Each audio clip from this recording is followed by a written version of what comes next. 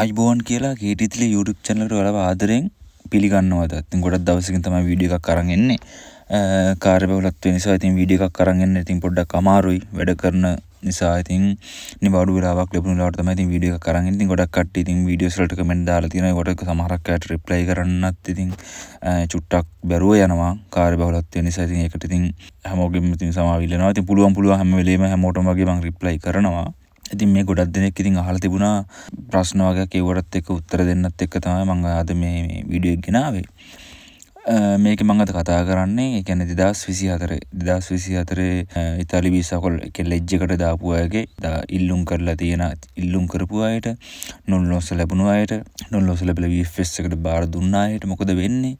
එතකොට 2025 ලෙජ් එකට දාපු අයට මොකද වෙන්නේ? නොල්ලොස් ලැබුණාද?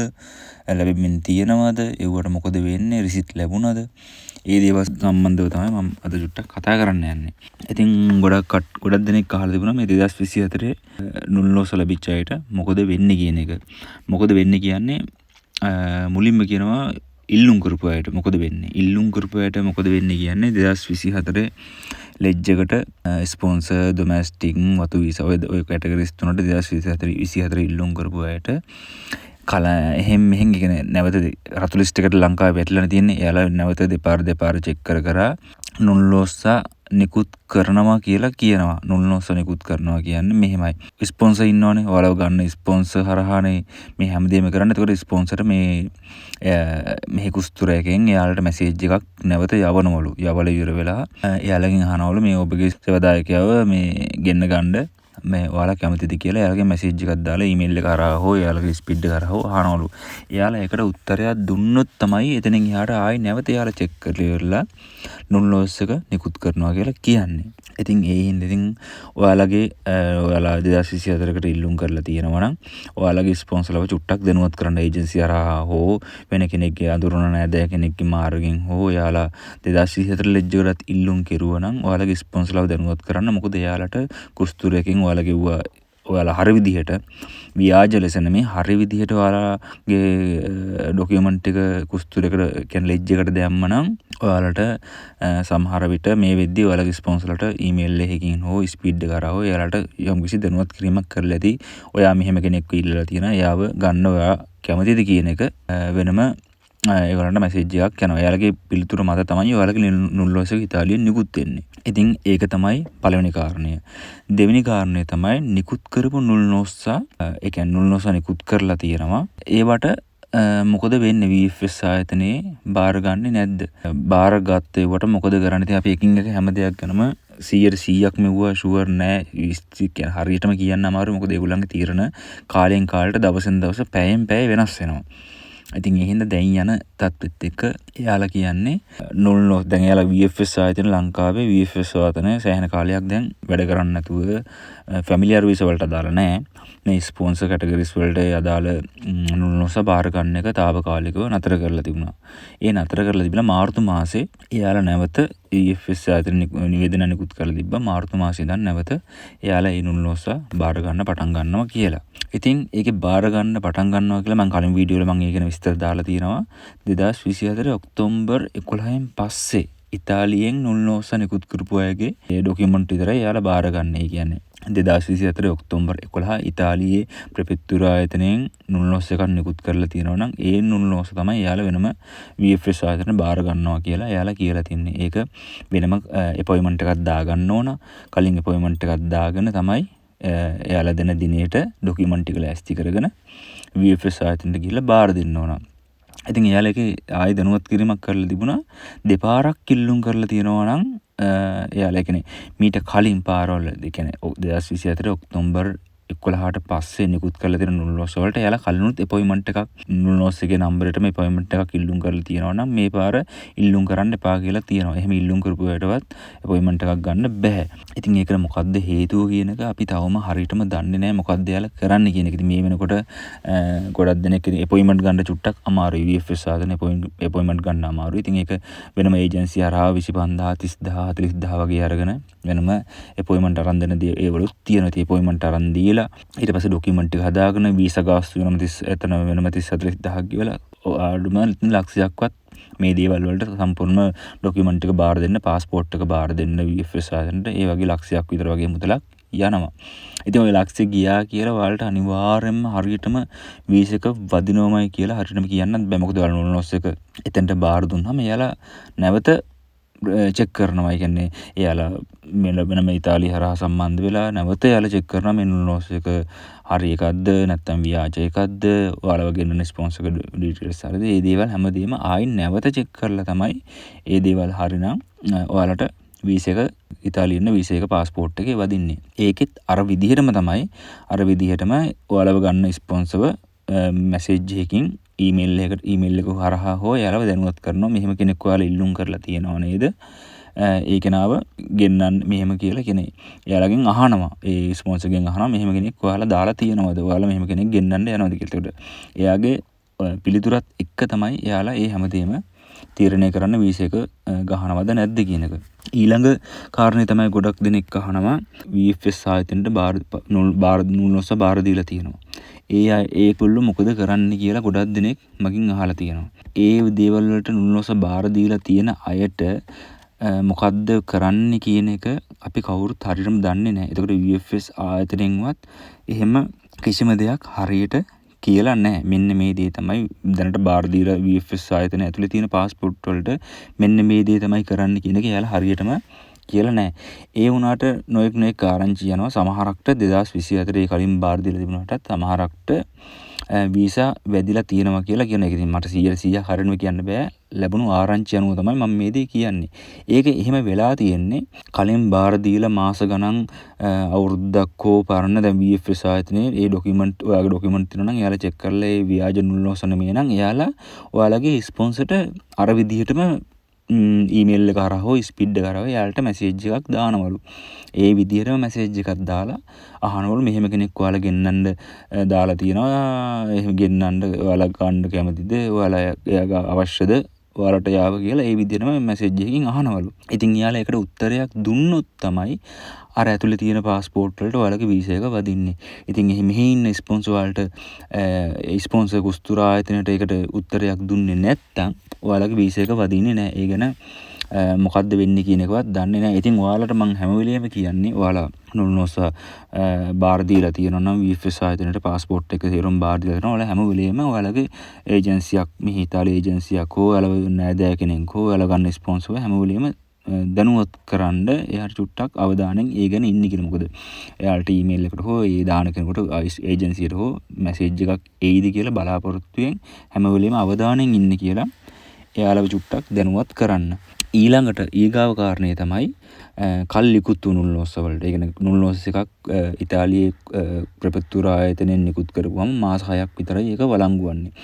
මාස 6න් පස්සේ ඒක කැන්සල් වෙනවා. ඉතින් ගොඩක් දෙනෙකුට අපොයින්ට්මන්ට් ගන්න බැරුව මේ VFS ආයතනයේ වැඩ නතර කරපු හේතුව නිසා ඒ වගේ ගොඩක් හේතු මත නුනොස් කැන්සල් වුණා.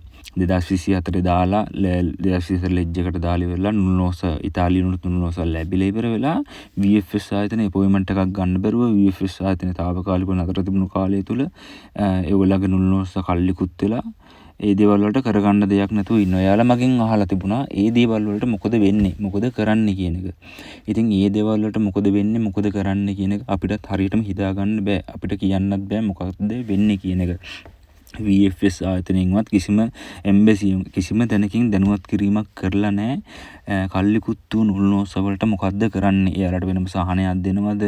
එයාලට වෙනමයි මොකක් හරි ඒගොල්ලෝ වෙනුවෙන් බලලා වෙනම කැටගරි එකකට මොනවා හරි කරනවද? ඒ කියන්නේ ඒ ගැන කිසිම දෙයක් VFS ආයතනයෙන් දැනුවත් කිරීමක් මේ වෙනකන් කරලා නැහැ. ඉතින් ඒ ගැන අපිට ඔයාලා ඒ සම්බන්ධව අහන ප්‍රශ්න වලට හරියටම උත්තරයක් 100%ක හරි උත්තරයක් දෙන්න ඇත්තටම අපිට අමාරුයි. මොකද අපි හරියටම දන්නෙත් නැහැ. එයාලා මොකද දැනුවත් කිරීමක් කරලා නැති හින්දා. ඔහොම තමයි 2024 නුනොස් සම්බන්ධව ලෙජ් එක සම්බන්ධව කාරණේ. ඊළඟට කාරණේ තමයි 2025. 2025 කියන්නේ දැන් මාස දෙකකට කලින් පෙබරවාරි 5, 7, 12 ස්පොන්සර් ඩොමැස්ටික් වතු වීසා ඔය කැටගරිස් තුනටම ඉල්ලුම් කරුවානේ. දැන් ඉල්ලුම් කරලා දැන් මාස දෙකකුත් එයාලා මුලින් ඒගොල්ලෝ කියලා තුන දින 60ක් ඇතුළත මේ දේවල් ගැන මොකක් හරි කියන්නේ රිසල්ට් එක ඒ කියන්නේ පිළිතුර දෙනවා කියලා කියන නුල්නොස්ස දෙන්න නිකුත් කරනවා දින 60ක් ඇතුළත කියලා ඒගොල්ලෝ කියලා තියෙනවා. මේකේ මේ කැටගරිස් තුනට ගොඩක් කට්ටියට ටයිම් වෙනස් වුණා, දාගන්න බැරුව ගියා ලොකු මේ පාර ලෙජ් එකේ ගොඩාක් ප්‍රශ්න වුණා. මගේ කලින් වීඩියෝස් වල මම හැම දෙයක් ගැනම විස්තර කියලා තියෙනවා. ඒ ගැන ඕනනම් ඔයාලට බලන්න පුළුවන් මගේ කලින් වීඩියෝස් වලට ගිහිල්ලා. ඉතින් ගොඩක් දෙනෙක් අහනවා 2025 නුල්නොස්ස කැටගරිස් වලට ස්පොන්සර් වීසා එකේ ඩොමැස්ටික් වල වතු වීසා වල නුල්නොස්ස දෙන්න පටන් අරන්ද කියලා. ඔව් මුලින්ම එයාලා දෙනවා කියලා තිබෙනවා වතු වීසා වලට. මොකද දැන් ඉස්සරහට අගෝස්තු මාසයේ එන හින්දා ඒ කියන්නේ වගා කරන රස්න කාලේ ඉතාලියේ ස්ථාතේ රස්න කාලේ එන හින්දා ඉතින් වගා කරන කටයුතු සඳහා කට්ටිය ඉක්මනින් ගෙන්න ගන්න ඕන හින්දා වතු වීසා වලට තමයි මුලින්ම නුල්නොස්ස ලබා දෙනවා කියලා තිබ්බේ. ඉතින් වතු වීසා වලට නුල්නොස්ස